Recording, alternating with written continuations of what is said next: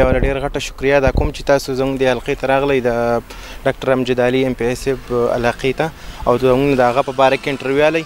نو موږ یو د کالونۍ مولا حسن بابا چې ورته جي دغه موږ د دې مولا حسن بابا کې چې دا کومه ټانکۍ تاسو زما په بیک سایډ یې نه دا ډاکټر امجد علي جوړه کړه کوم چې د ناګوي اوبه وي او د هغې له پیله ټانکۍ جوړه کړې وه ښکته په دې مخربه کې. نو ځینو خلکو زموږ نه ګیله کوله چې یاره موږ ته د اوبو شارټیج دی. نو ډاکټر صاحب د هغو هغه آواز واورېدو او د هغو هغه مسله یې حل کړه. نو زموږ په دې بیک سایډ چې دا کومه ټانکۍ ده دا 20,000 ګیلن راوند اباوټ داسې ده.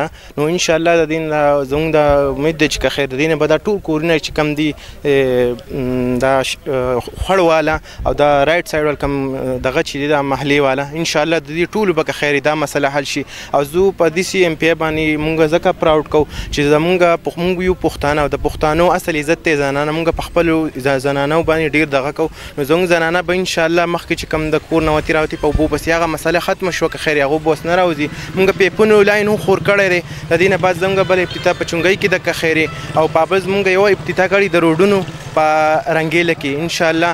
او زموږ مسله بیا و د روډ په رنګیله کې هغه هم حل شو الحمدلله. هلته چې کوم دغه وي د څه ورته وایي د ټیوبویلې وي 2-3 ټیوبویلې هم موږ جوړې کړې او انشاءالله موږ کوشش کوو زموږ د انشاءالله د الله نه امید دی چې موږ الله یو داسې غیرتي او ایماندار MPI راکړی چې هغه همیشه چې دی هغه هارډ ورک کوي.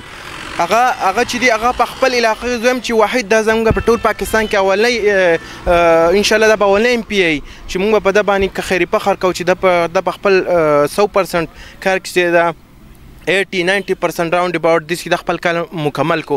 نو زه د تاسو په آخر کې تاسو بیا شکریه ادا کوم چې تاسو راغلی موږ له خپل وخت راکړو میډیا والا او انشاءالله تاسو کم چې ما اینی په میډیا باندې سوشل میډیا هغو ته زه ووایم او چې تاسو پلیز ډاکټر صاحب ته دواګانې کوئ په خپل دواګان کې ساتئ چې تاسو PK6 حلقې له تاسو یو داسې MPI دی چې غیرتناک دی او غیرتمند دی او ستاسو لپاره 24 غنټې هغه کارونه کوي او ستاسو په کارونو مسله د بجلۍ هغه هم حل شوه الحمدلله. الاول 7 ولټیجو که 5 ولټیجو اوس الحمدلله پر رمضان تیر شوی دی په هغې کې تاسو ولیدئ چې بجلي لا نړه اوس هم بجلي نه ځي. نو زه د دې کریډټ چې د خپل MPI صاحب ته ورکوم چې هغه نوم دی ډاکټر امجد علي او دغه ډېره شکریه. زما نوم عثمان علي دی. زما تعلق د دې کالونۍ سره دی زرخیلې کالونۍ سره. دا ته وایي دلته د دې علاقې کې د اوبو څه مشکلات وو اوس چې دا ټانکۍ جوړه شوه د دې په ذریعه باندې به د خلکو په مشکلاتو کې څومره کمی راشي؟ دا چې دی 2 کاله مخکې کم چې دلته کې د کویان وچېدله او اوبه چې دی ډېر زیاتې لاندې تللې بیا د خلکو وس نه راتلو چې هر چا بور کړی وی. نو موږ لاړو په ډاکټر صاحب پسې. ډاکټر صاحب ته موږ ریکویسټ وکړو چې تاسو موږ له د دې ناګوي نه چې کومې دا اوبه را روانې کړي دلته پکې موږ له بل خپله ځان له ټانکۍ جوړه کړئ ځکه چې په بره اوبه نه راختې.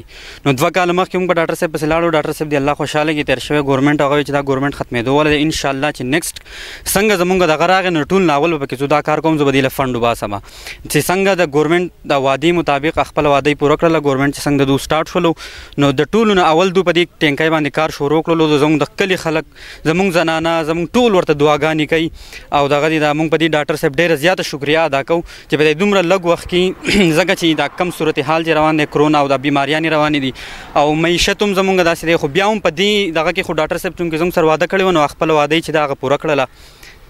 جی